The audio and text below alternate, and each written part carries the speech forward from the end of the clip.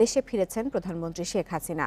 ভোর ৫টা ৫২ মিনিটে প্রধানমন্ত্রীকে বহনকারী বিমান হযরত শাহজালাল আন্তর্জাতিক বিমানবন্দরে পৌঁছায়। বাংলাদেশ সময় সোমবার সকালে নিউ ইয়র্কের জন এফ কেনেডি আন্তর্জাতিক বিমানবন্দর থেকে দেশের উদ্দেশ্যে রওনা হন প্রধানমন্ত্রী। সংযুক্ত আরব আমিরাতে যাত্রাবিরতি শেষে স্থানীয় সময় রাতে ঢাকার উদ্দেশ্যে আবুধাবি আন্তর্জাতিক বিমানবন্দর ত্যাগ করেন তিনি। গত ২০ সেপ্টেম্বর ৮ দিনের সফরে যুক্তরাষ্ট্রে যান প্রধানমন্ত্রী।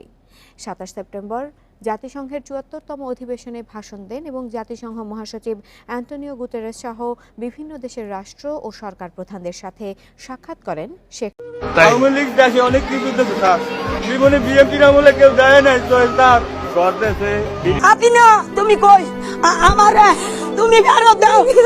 সাবেক প্রধান সুপ্রিয় দর্শক মণ্ডলী, আসসালামু আলাইকুম রাহমাতুল্লাহ। আশা করি সবাই ভালো এবং সুস্থ আছেন। স্বাগতম জানাচ্ছি আমাদের আরেকটা নতুন ভিডিওতে।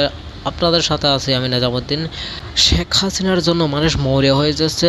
খুব তাড়াতাড়ি শেখ হাসিনা দেশে আসতে যাচ্ছেন মানুষের খান্না থামানোর জন্য, এবং খুব তাড়াতাড়ির মধ্যে ডক্টর ইউনূস পদত্যাগ করবে বলে জানিয়েছেন।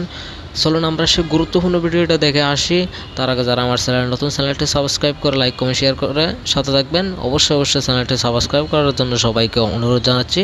চলুন আমরা সেই বিস্তারিত ভিডিওটি দেখে আসি। আওয়ামী লীগ দেশে অনেক কিছু করতেছে স্যার, জীবনে বিএনপির আমলে কেউ যায় নাই তো স্যার করতেছে, ব্রিজ দেশে আমাকে দেশে উন্নয়নের অনেক কাজকর্ম। ও হাসিনা হাসিনা তুমি কই আমার তুমি ফেরত দাও। সাবেক প্রধানমন্ত্রী শেখ হাসিনার জন্য কান্নায় হাহাকার দেশের বেশ কিছু সাধারণ জনগণ। শেখ হাসিনাকে ছাড়া তারা একদমই অচল, এমনটাই প্রকাশ পায়।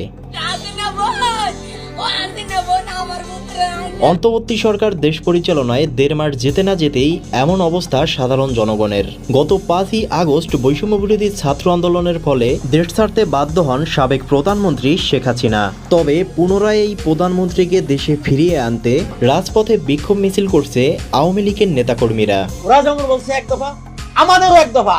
শেখ হাসিনাকে ফিরিয়ে আনবো।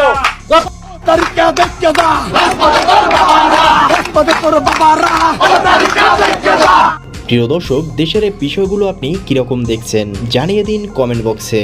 এছাড়া ভিডিওটি ভালো লাগলে একটা লাইক দিয়ে চ্যানেলটি সাবস্ক্রাইব করে পাশে থাকুন।